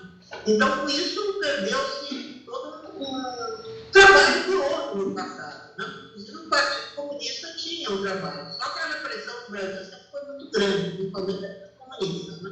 Você avançava um pouco nesse trabalho, aí vinha a repressão, acabava com tudo, prendia todo mundo, né? Invadia os locais. Mas não tem muita ciência disso, não. Você só organiza, quem faz esse trabalho, deve ter essa experiência, a partir das demandas locais, a partir das reivindicações reais. Não adianta você, digamos, no nível que está hoje de despolitização do povo brasileiro, você chegar para eles e querer mobilizar para o socialismo. Eles não sabem nem o que é isso, nem estão interessados. Né? Você tem que mobilizar todos os problemas concretos que eles têm. Às vezes são coisas muito simples, não? Mas na medida em que você consegue ir organizando em torno daquelas reivindicações existentes, reais, né, as pessoas vão se organizar. E aí é o papel da liderança de esquerda, comunista, né, de fazer um trabalho de esclarecimento, por mostrar, inclusive uma etapa mais avançada, de levá-los a estudar o Brasil, estudar o marxismo, né, formar quadros mais revolucionários. Esse é o objetivo. Mas isso não pode ser logo no início. No início, tem que ser em torno daquilo que a pessoa está sentindo. E atualmente não está fácil, porque realmente a repressão foi muito grande. Tivemos 21 anos de ditadura, que tudo era proibido. Então, correu muito toda uma experiência que se tinha de trabalho de base, de massa. Né? E agora, retomar isso não é fácil. Mas e a direita está forte, né? Hoje em dia existe uma direita organizada. O papel dessas igrejas pentecostais é muito importante. Você vê, essas igrejas atraem por quê? Porque oferecem a lei de Deus e tal, mas oferecem uma série de ajudas, uma série de medidas que o Estado não dá, né? Entendeu? Isso aqui, periferia do Rio de Janeiro, né? Quer dizer, não tem médico, não tem assistência jurídica, o Estado está ausente. Aí entra a igreja e oferece tudo isso, né? Além de divertimento, né? Vida comunitária. Então, isso oferece, as pessoas vão para lá, né? Então, nessa consciência, isso é uma estratégia de imperialismo, sem dúvida nenhuma. Essas igrejas pentecostais não tinham essa força de imperialismo. Isso começou a penetrar aí nos anos 70 e mesmo do imperialismo. Mas botou esse pessoal para realmente atrair o povo e fazer a cabeça das pessoas. Né? Então, realmente, isso é um empecilho grande, mas não impede. Não impede. O negócio é você estar consciente de que tem que ter um trabalho longo, com paciência, tem que escolher onde tem mais condições de fazer isso. Né? Quando vê aí, por exemplo, um bairro, qual é o local que tem habilitações assim, mais imediatas, mais importantes, né? Concentrar lá, para depois chamar outro. Né? Enfim, tem muita capacidade, muita habilidade para fazer esse trabalho. Sem isso, não vai. Se quiser impor, quiser levar logo para grandes, às vezes, aí eu vejo as esquerdas cometem esse erro, que querem logo convocar para palavras de ordem muito avançadas que o pessoal não entende. Não adianta como não, para coisas que o pessoal não entende. Tem que ser aquilo que o pessoal entende, que está no nível deles, né? Para depois ir avançando. Né? Eu acho que não tem outra receita, não tem como. Não tem receita mágica. O negócio é isso. Perseverança, paciência. Tem muita paciência com as pessoas, né? Entender que não é fácil. Obrigada, professora.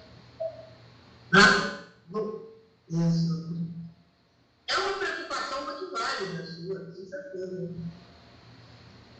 Uma curiosidade. Como foi para a senhora crescer entre a figura pública do Prestes e ele no pai enquanto cotidiano, né? E o que... Por favor, o som aí vibrou, não deu para ouvir. Bom, desculpa. Como foi para a senhora crescer entre a figura pública do Prestes, né? E ele enquanto pai no cotidiano? E o que essa vivência pode ensinar para nós sobre o custo humano da militância? Não é nada especial, sabe? Às vezes as pessoas ficam perguntando aquilo que é uma complicação. Primeiro, eu só fui conhecer meu pai mesmo já com 9 anos. E antes disso, ele foi preso, não? Mas eu conhecia muito que eu fui criado, educado, pela mãe dele, a minha avó, né, e uma das minhas tias. A minha tia mais nova, que foram me resgataram da prisão lá na Alemanha. Então, elas que estavam na frente de uma grande campanha internacional, na época, né, e conseguiram me salvar e me resgatar. Era um governo nazista, né, disso, né, não era coisa fácil. Bom, e elas me criaram sempre, me informando, deixando muito claro para mim quem eram meus pais, tanto a Olga como o Prestes, não profissionais, quer dizer, muito pequena, numa linguagem, claro, acessível para uma criança de 3, 4, 5 anos, elas foram me explicando quem eles eram. Eu sempre soube, sempre me orgulhei, né, do papel deles. Agora, eu não os conhecia pessoalmente. Na obra, então, não tive oportunidade, porque foi assassinada, né, e eu não me lembro dela. Fui separado dela com um ano, né, não tenho nenhuma lembrança. Mas eu conheci bastante através do que me contavam, né? Sempre me contavam, sempre a gente teve, nós estávamos isolados lá no México, sempre tinha foto dos dois na sala, conhecia os dois, sabia quem era. O pai, quando podia, ele estava preso, ele escrevia para mim, primeiro me liam as cartas dele, depois, quando eu fiz 7 anos, eu alfabetizei em espanhol, para escrever para ele também. Então, quando eu o conheci, eu já conhecia, sabia quem era, né? E ele foi sempre um pai muito atencioso, dentro das possibilidades, né? Com pouco tempo, muita perseguição, sempre tendo que ir para a clandestinidade, mas sempre ele foi muito atencioso, muito carinhoso, né? Então, nunca fiquei contra ele, como alguns outros comunistas ficavam. Porque sempre parecida do que estava acontecendo, eu sabia, né? Eu era contrária com a luta. Então, eu mesma, na medida que eu fui crescendo, eu fui querendo participar. Então, para mim, foi um processo normal, assim, não houve maiores choques, maiores... Foi bastante natural. E a minha tia, que foi que realmente me criou, porque a minha avó morreu, eu tinha 6 anos, né? Foi ela que foi a minha mãe de fato. Ela sempre me chamou muita atenção, que ao longo do período, né, na legalidade do Partido Comunista, né, era muito grande, então eu era muito assim, ganhava muito presente, o povo era muito generoso comigo, né? E a minha tia sempre me chamou muita atenção. Olha, todas as suas homenagens, presentes que você recebe não é por sua causa, é por causa dos seus pais. Você tem que ter consciência disso, você tem que estudar, tem que se preparar, ter a sua própria vida. Né? Então isso me ajudou muito a estar com os pés no chão, né? Não ficar deslumbrada, porque realmente recebi uma quantidade de presentes gigantesco. Aí a gente distribuía, tinha crianças pobres na rua, a gente dava para as crianças, dava para os primos, né? Enfim. Isso, a minha tia, foi muito importante nessa educação, sabe? De entender o que estava acontecendo. É isso. Então, para mim, não houve choques, nada disso. Nada disso. Eu sempre até tive muita solidariedade, não só solidariedade internacional, né? Essa campanha pré-posterior, pela integração no pré-política do Brasil, da minha mãe e minha, né? E eu fui resultado no final, depois sempre recebi muita solidariedade em todos os momentos da minha vida. Posso me queixar disso, pelo contrário. Sou muito grato a todo mundo que se permitiu. Então é isso. Obrigado, professora. Não, pessoas têm curiosidade, é natural. Obrigado. Dá tempo para mais uma pergunta? Alguém? Se não tiver mais perguntas, sim. Também não vou forçar o pessoal para ter perguntas. Mais alguém?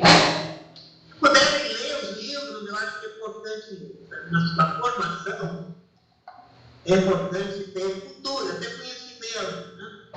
E entender que hoje em dia a direita é muito atuante nesse sentido, sabe? Fazer a cabeça das pessoas de maneira errada, né? De maneira missionária, fascista, né? Então, é muito importante estar preparado para enfrentar isso, né? Nesse sentido, professora, pensando mais na atualidade, o contexto político no Brasil hoje, né? Durante a sua fala, a professora falava, né, do fim da ditadura militar no Brasil, essa transição pactuada que aconteceu, com o fortalecimento de uma democracia liberal, com anistia, né, anistia ampla e restrita, em que torturadores foram anistiados e etc. E recentemente, no contexto brasileiro, a gente presenciou, né, a condenação do ex-presidente, de alguns militares por tentativa de golpe, né? Eu queria saber como que a professora vê isso, pensando no Brasil atual, né? Enquanto a professora vê isso enquanto um fortalecimento de uma democracia burguesa, de uma democracia liberal, E como que a professora pensa a esquerda brasileira hoje, né, para esse ano principalmente, em que nós teremos mais uma eleição e que o fascismo está sempre à volta, né? Então, acho que eu queria fazer essa última pergunta e já aproveitar e pedir para a professora fazer as considerações finais também, para que a gente possa encerrar. Não sei se a Andrea quer falar alguma coisa. Não? É isso, professora. Tá. Olha, a situação hoje em dia é bem complicada, sem dúvida, no mundo e no Brasil. Na minha opinião, existe um avanço mesmo na arena mundial, mas o Brasil não está fora disso. A reação está aí. Olha agora o caso da Venezuela. Né? Quer dizer, o imperialismo ainda é forte, está em crise, está no sinal, mas não vai correr rápido, não. A força do imperialismo, principalmente nos Estados Unidos, é muito grande, é uma realidade. Podemos pedir. Essa condenação aí dos Bolsonaro e dos militares, né? Não só militares, alguns políticos também de direita, foi importante, sem dúvida nenhuma. Né? Houve pressão, né, da opinião pública nesse sentido, foi muito escandalosa. Né? O golpe em si foi muito escandaloso, não? Que indignou muita gente. Né? Então, isso naturalmente facilitou, né, Também tem que levar em conta, por exemplo, o Alexandre de Moraes, né?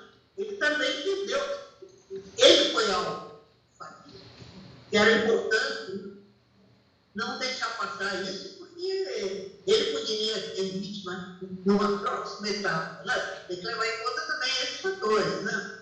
Eu acho que não estão totalmente fora, mas houve um clamor assim, nacional no sentido, né, da condenação. Então, isso eu acho que até o Globo estava apoiando. O Globo é suspeito, né? Então, até o jornal Globo, a cadeia Globo, estava apoiando. Realmente criou-se um clima, né, favorável à condenação. Agora, então, ficou meio confuso, mas houve uma decisão do STF desses militares condenados poderem trabalhar no exército, que é um absurdo, né? Mas parece, já me falaram que houve uma notícia aí, eu mudei isso, que o Alexandre de Moraes recuou, já ficou atrás. Eu não sei bem como é que foi isso. Um absurdo, né? Voltaram para o exército. Uma das condições de condenado do exército é desligado do exército. Quem é condenado, militar condenado, é desligado do exército. Enfim, é muito estranho isso aí, mas eu não vi um esclarecimento realmente cabal. Parece que não passou isso, o Alexandre de Moraes não sei. Mas a situação é difícil. Eu acho que as esquerdas no Brasil estão muito ruins, né? Sejamos francos. Então, esses partidos políticos que existem aí viraram todos partidos reformistas. O que significa isso?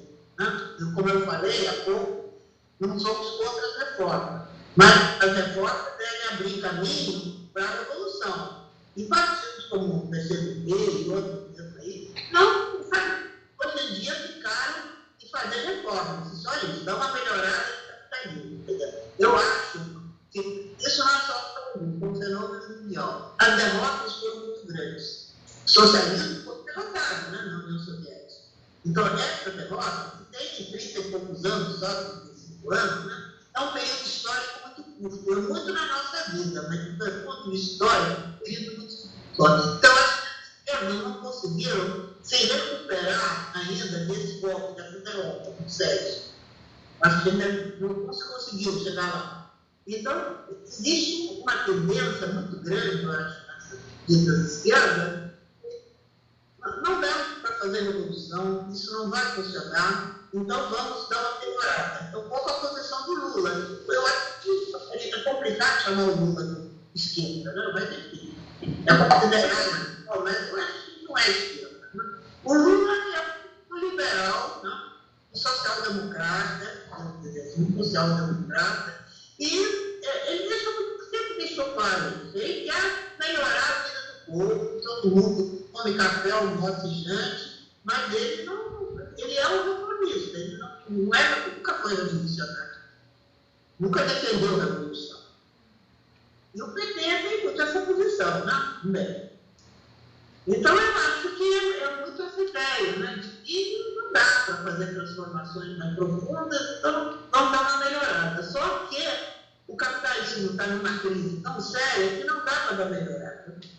O que está acontecendo é que a concentração de renda é cada vez maior. Não é só no Brasil, no mundo, mas no Brasil é especialmente gritante nesse sentido. Quer dizer, cada vez mais os bilionários, trilionários são mais ricos, né? Que a parte do renda nacional que é produzida, que fica com a maioria da população cada vez menor. Quer dizer, a grande parte do PIB da produção nacional foi em mão desses bilionários e trilionários. Quer dizer, a desigualdade cresce no Brasil mais do que no mundo em geral, embora cresça no mundo em geral. Quer dizer, essa é uma tendência que o Marx já tinha previsto, né? A concentração do capital.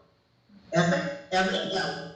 E, com isso, cada vez tem menos chance para a reforma. Quer dizer, mesmo Lula está lá com dificuldade. O Congresso Nacional se deixa ele fazer da forma bem limitada, né? Na campanha eleitoral passada dele, o Lula falava que ia fazer reforma da lei da Previdência, que é um absurdo essa lei da Previdência, né? Que foi no Temer, né? Ou reforma da lei trabalhista, que é no tempo do governo do Bolsonaro. Nada disso foi feito, não se mexeu nisso.